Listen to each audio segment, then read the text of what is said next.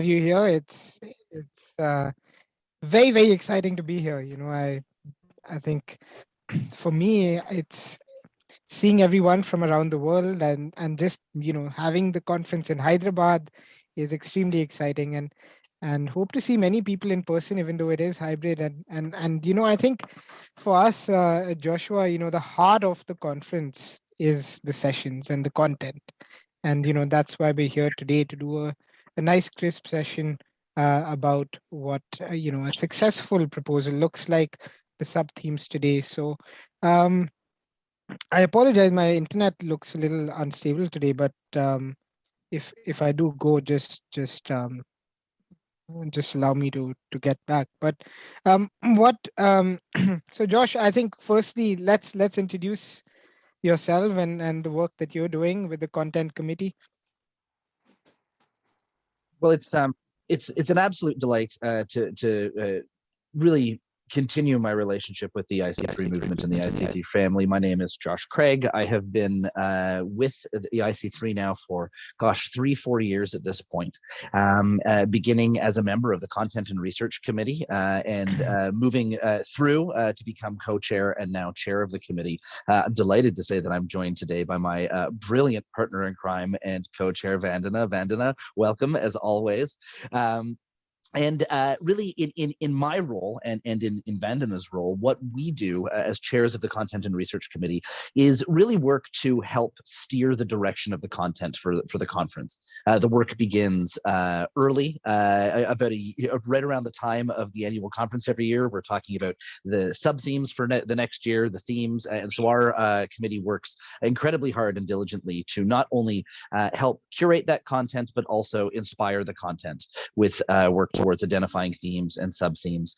So today's presentation is just an opportunity for us to maybe have a casual chat about the types of things that our team is really looking for through the content curation process. And sort of with that, I think we're really at an exciting time, just a few weeks out from session proposal deadlines, and I think it's a really wonderful opportunity to connect with members of the community and just sort of outline the things that'll really tip the scales when it comes to making a decision. Yeah, thanks, Joshua. And I think it's important here that there will be colleagues who've submitted proposals before. Equally, there might be those who haven't submitted session proposals. But it's the feedbacks from the sessions have always been phenomenal. And it's really at the heart, and the content is the heart of the sessions and the conference. So I think just before we progress any further, it's really important that we have that learning, that knowledge. It's not about promotions or any soft selling of any kind. It is really valuing that learning, that knowledge that comes out of the conference as well. So I thought what we'll do today, the way that Joshua and I envisioned this was, let's go through some of the basics. Where can you actually find the link to submitting proposals, what we look for, and then we can go through some of the sub themes. Also, then look at what makes for a good submission as well, and that's where Vandana and Joshua can come in and help me with that. But what I'm going to do is share my screen briefly, and hopefully you can get a quick glimpse of that. But this is really the IC3 conference website. Once you get on it, you can see a link for the session proposals. A lot of you may not be aware, but the theme for 2022, the annual conference, is access, and so a lot of the sub themes that you'll see will be linked to access in some form or the other. So if you do want to submit a session proposal, you click on the button as I have, and it'll take you to the part of the website that speaks about what you need to do to submit a proposal. There's different sessions that you can propose as well. So this is where you find your ability. This is your ability to submit the proposal. It's on the website as well. So for those wondering where you need to submit proposals, that's where you do that. But Joshua, I also wanted to talk about a link that's there on that particular site, which is the Excel file. And I don't know if you wanted to briefly just talk about that as well. Yeah, this Excel file is a new open document initiative that the committee has put together for this year. The idea being, think of it almost as a digital meeting place where proposers and maybe potential contributors to any session can come together and sort of throw their hat in the ring. This document is a place where someone who's in the midst of creating a session proposal can, identify that perhaps they're looking for some co-presenters, and likewise source those co-presenters. I've taken the time to fill it out. I know everyone on the Content and Research Committee has taken the time to fill out their details and information, and I'd encourage everybody attending webinar today, if you want the next day or so, to click on the link and just fill in your information. It's a wonderful way to sort of reach across the aisle, they say, and let others know that you're able to help or maybe contribute to a session. In years past, we have often found that, we've got a great session, we've got a wonderful presenter or set of panelists, and they're looking for that last piece of the puzzle. And it's a lot of work to dig through everyone's contacts and connect someone with someone else. And the spirit behind this open document is to really speed up that process and make it accessible to highlight the theme for everybody. Yeah, and just on the topic of themes, Joshua. So, from your perspective, what are some of the sub themes that people should be aware of when they think about submitting proposals this year? Yeah. So, it was a bit of a eureka moment all those months ago when we sort of came across the theme that we were going to use for this year, access. I remember distinctly in the sort of chat that our committee was having during one of its monthly meetings, as someone just sort of said, access, and it just made sense. Everything fell into place. And I think it's a natural progression from last year's theme. But of course, an overarching theme is not enough. We want to provide some really help target that content.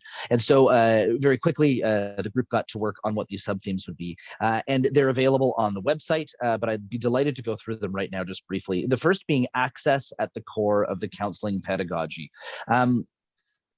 I always like to say, start off with a strong offering, and this might be my favorite of all of the sub themes. I think it really cuts to the quick about what IC3 and the IC3 movement is about. Is not only that mission of finding a counselor in every school, but having that counseling pedagogy be accessible to the students that we're reaching out to.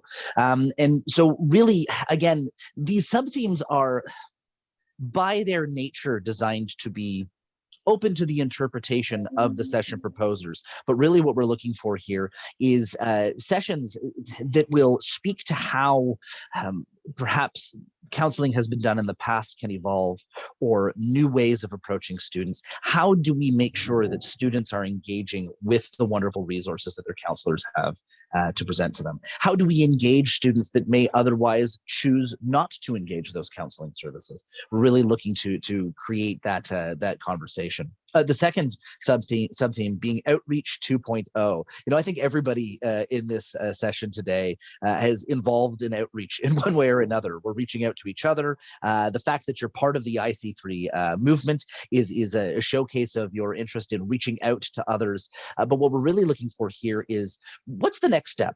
How, again, do we engage groups of students that perhaps have been underrepresented in counseling offices in the past? How do we engage our partners in, sorry, I think we've got a bit of feedback there. My apologies. If we could just ask for everybody to mute themselves, that would be great. Thank you very much. Sorry about that. So outreach being, how do we connect with groups of students that haven't been connected with in the past? I sometimes frame this from my own experience. I'm a university representative, and I think about all of the markets and all of the schools and the groups of students that my office would typically reach out to. And Outreach 2.0 is a re-examination of that. Who are we not connecting with? Which are the schools that we're not connecting with, and why?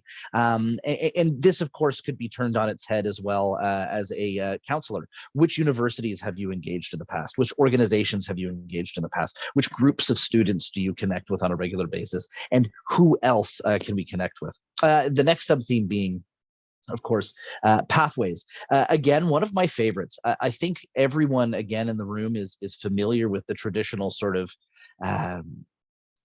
straight pathway from high school through to post-secondary education. And this is certainly a pathway that is well trodden by many students, but it's not the only pathway to higher education.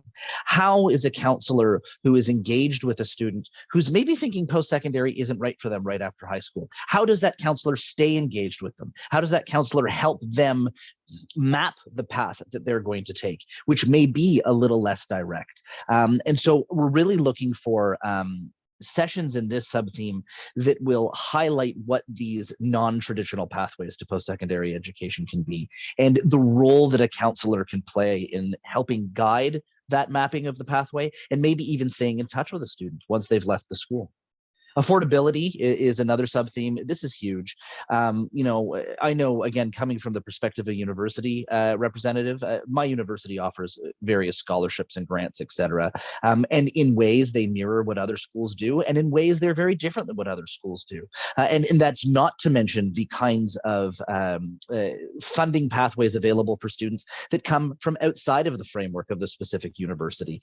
So really, again, here, looking for some wonderful, almost high-level presentations that can help, especially new counselors, but even seasoned counselors, follow the various tracks of funding options for various students, perhaps unique to particular study destinations, perhaps unique to particular types of institutions, but a real sort of overview of what the funding options are on the table for students coming from various areas. Transition being the next one. This is huge. I think, I remember being a high school student and applying to universities, and I really took advantage of the wonderful counselor I had at my school. I was very lucky. My mother was also a career or a guidance counselor. And so I had two. I had a great one at school and I had a great one at home. And when I was lucky enough to receive my offer of admission to the university, it sort of stalled. I didn't know what to do next. And I realized that I had several months left in school. I had lots to do. And this is really where we're looking for sessions to help sort of, I think very often we think sort of the terminus of the counseling role is that offer of admission from a university. And of course it's not. And I can see people smiling and nodding as I go through here. Counselors know that there's so much they can do to help in that transition. How do we prepare a student from the moment of receiving that offer of admission to arriving in class at that post-secondary institution in the best way? So a real cover of sort of those transitional months between being a high school student and making yourself that brand new university or college student. Last and not least, this is, again, a favorite of mine, student-centered career exploration. And if I was to be fair, we have maybe flirted with this sub-theme in the past. There have been sessions which have touched on this in the past. But I think what we're really looking for here is rooting this back to access. Students will not be able to access the appropriate higher education. They will not be able to flourish in that education environment if they're not given access to student-centered career exploration. Students need their voices to be heard. There are so many people in their lives with well-intended advice about what they should be looking at, where their skills lie, the careers that they could look at. And I think far too often, these advisors at home and at school, with the best of intentions, overshadow what the student is really interested in. So this is a wonderful opportunity to, again, bring forward some strategies that both university representatives and school counselors can use to remember that the student is the center of this career and higher education exploration. So it's a brief overview of what our sub-themes are. And of course, lots of interpretation. And this is sort of where we get, pass the torch to the session proposers, and they can take, one of these and really see if they can shape a presentation around it. Yeah, and I think it's really important to understand the sub-themes, because if you don't structure your proposal around the sub-themes, then you're not going to be submitting a successful proposal in that sense in any case. So I think understanding the sub-themes is key. But I just wanted to address something that comes about quite frequently is do we need to have a panelist or people who want to present together, or at this stage can we do without that? Can we submit a proposal without knowing exactly who we want to present with. Yeah, Um, that's a really good point, Vir. And I think there's sort of two sides to the coin here. Um, I will say this again in today's brief webinar, but detail is incredibly important, and the more detail our committee can digest when looking at a session proposal, the more likely that proposal is to succeed from proposal to approved session. And part of that process is the identifying of presenters or panelists and what have you. That said, I really want to remind people that if the only piece of the puzzle that's missing as you're putting together your session is that final panelist or that co-host, that should not be a reason not to put forward the proposal.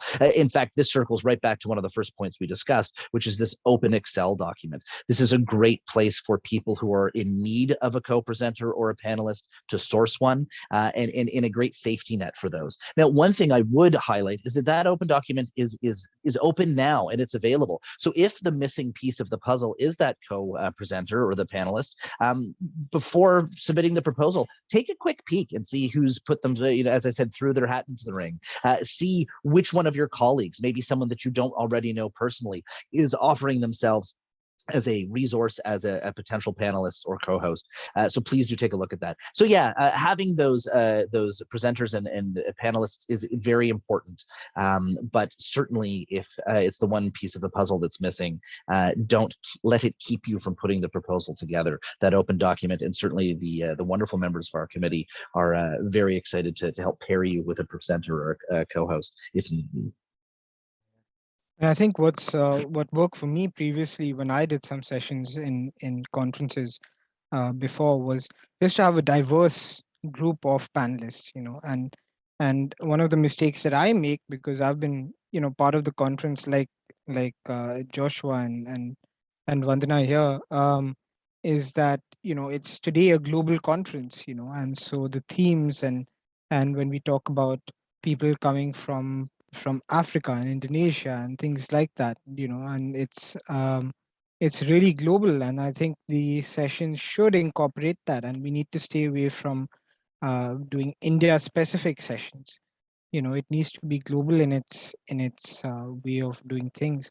So we've got about, I would say, a quick 10 minutes, but I just wanted to reiterate that it's really the content and the research, and what Josh and Vandana do with the team is really, without it the conference won't be what it is. The feedback and counselors learning, taking that back to their classrooms. Everything is it's goal driven. It's what are the objectives of your session. So if you look at submitting a session, you need to know your panelists. You need to know, at least have 3 learning outcomes. What can people take away from the session? Who your audience is. Is it going to be universities? Is it going to be school counselors? Is it going to be someone else? So I think it's detail, but also clarity in terms of what you want to achieve through the session.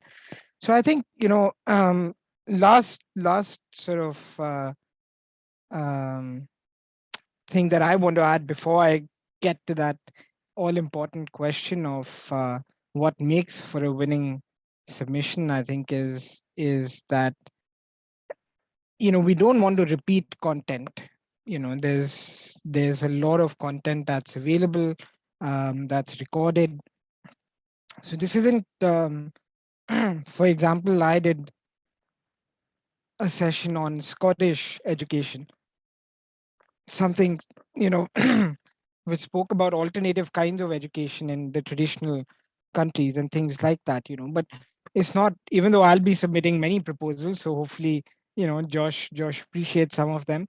But I certainly won't be putting in something that I know has been done before, or is something that in that sense we don't want repetition in terms of content to repackage something that we've seen previously. So if you can be creative, keep in mind the sub themes and the larger theme of access. I think you're going to be writing a good proposal in that sense. But anyway, I think best way to end from, I think, my perspective, and is what makes for, a winning proposal, right? So we we've spoken about the sub themes, how to put in a proposal, but what from your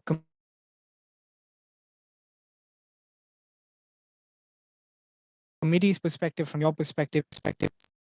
Yeah, and this is why I like these sort of shorter and sort of more casual webinars and chats. I think we can sort of lift the veil, as they say, and have a really frank conversation about what goes on behind the scenes. The website that you highlighted right off the top of the webinar, Vir, is fantastic. I mean, that is the tutorial if you've never submitted a session proposal of what we need, how we need it, the format. The team has done an amazing job putting that together. The real question here is, once you've put pen to paper, fingers to keys on the computer, what is happening once we're reading that, and what separates one session from another? And in no particular order, I think maybe the best segue into this is one of the points you made just now, Vir, which is looking to make sure that content is fresh, and that it is something that we've not presented before. There's an amazing wealth of resources for proposers. The YouTube channel, all of this recorded content. Take the time as you're putting your session proposal together to browse what we've done in the past. Whether you're a seasoned member of the IC3 community and attended many conferences, or if you're brand new, there's a wonderful way to remind yourself of the types of things we've covered in the past. And you may find that while you're you had an idea of what you wanted to present, understanding what we've done in the past may further sharpen your focus, and it may allow you to narrow the scope. And I think that's a brilliant segue into the next thing. I know that when I am reading session proposals, I know that when members of the wonderful committee are reading session proposals, one of the things that is often a stumbling block to saying yes to a proposal right off the bat is a scope that is too large, and this is perhaps a good problem to have. The folks that are drawn to IC3 as a movement, who are drawn to IC3 as a conference, are people who have a lot to share. And I think this is a good thing. And I think when you have a lot to share, when you have wisdom, when you have perspective, when you've got experience to share, once you open that floodgate, it's almost hard to curtail it and to bring it back in. And so this is really what we're looking for here is limit that scope. Give us a clear idea of what you want to cover in this session. And gosh, if you've got more to talk about, submit a second session or a third session, or know that there will be conferences in years to come where you can continue to share it. We're really always looking to see, is it feasible to fit all of this content into that single session time constraint? Is this something that can be a discussion that begins and ends and allows for some questions and some content digestion by the audience? So that's really key. You've got lots to share, but let's keep that scope clearly defined. And that's, again, where these sub-themes come into play, is, as you're putting together your proposal, go back and root yourself into the sub-theme that you chose. Remind yourself of the sub-theme that you've put this under, and ask yourself, the direction I'm going, is this growing beyond that sub-theme? And if it is, that's not a bad thing, but it may not be appropriate for that particular session. Now, the next thing I always look for, and again, this is not just me, this is the committee, is a level of detail.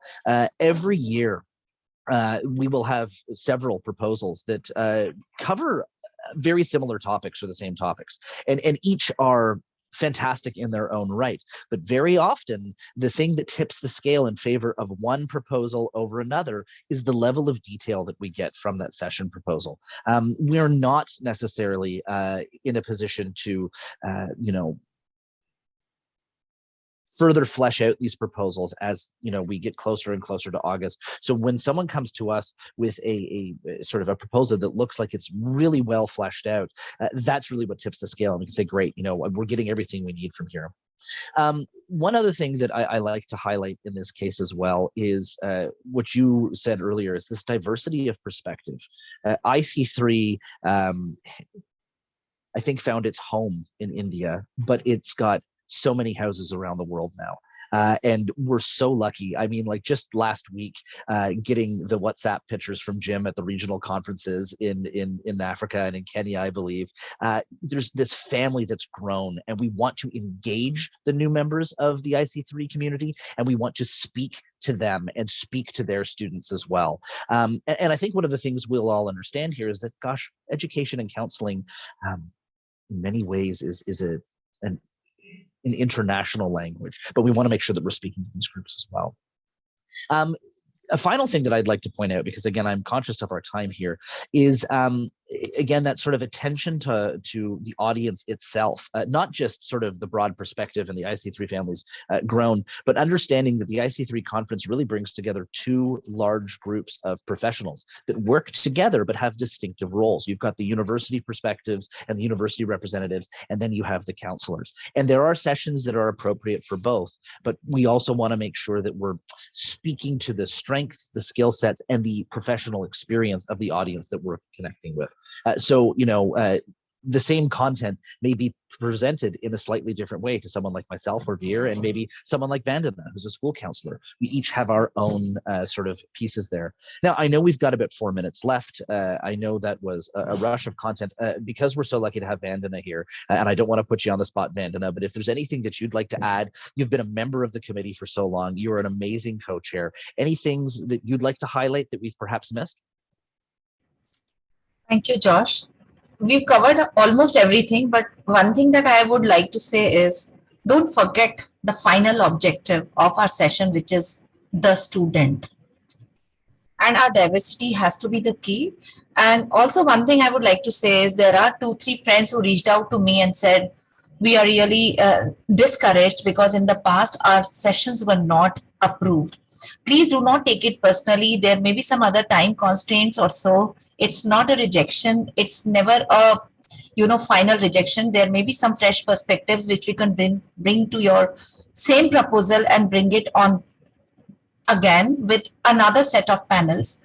And do not hesitate to reiterate your session proposal, and do not hesitate to resubmit, please. Don't think it in the past it wasn't covered or approved, that means that you will never be on board. We want new voices, we want new opinions, new thoughts. We want that fresh energy, new energy, a mix of everyone. We are 75 in the room, and let those 75 ideas flock together. So that's it from my side.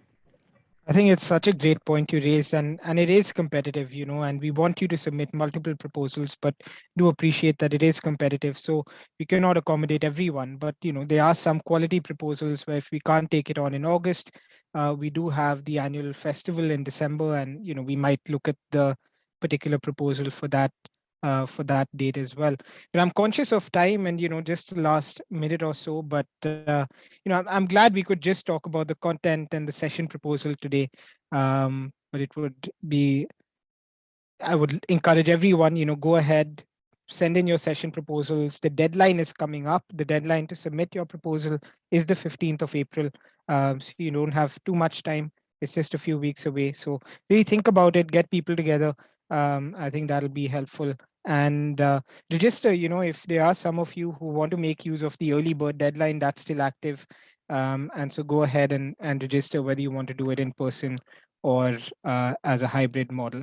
So so I think that's the session. There are some questions that have come about, and we'll take those on and connect with you directly as well, just as we've run out of time. But feel free to reach out to any of our members in the content committee, to myself, to Joshua, to Vandana.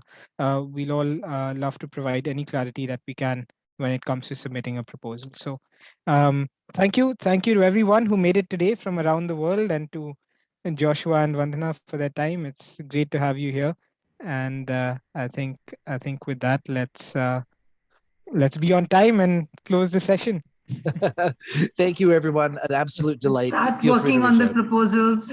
Yeah. Yes, everyone here, I expect at least one proposal from each of you. So that's what makes the IC3 conference the IC3 conference. So I want to hear everyone and all your learning and knowledge. So I So, think this was a beautiful explanation by Joshua, Veer, and Vanna's input. I think we should have a better this thing, because last year I remember attending it physically myself, and there was a mixed feedback where some of the sessions were worthy of attending, where there were certain points to take back, while others were just casual chats and I mean, you didn't have to spend necessarily an hour or 45 minutes there, right?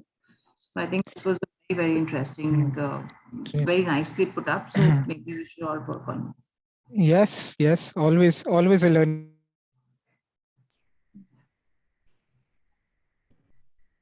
All right. process and striving to get better. So, all right. Thank you, everyone. And Thank you, everyone. Bye. Have a good night. bye. Bye, Good Anju. afternoon. See you. Bye, Vanna. See you. Bye bye.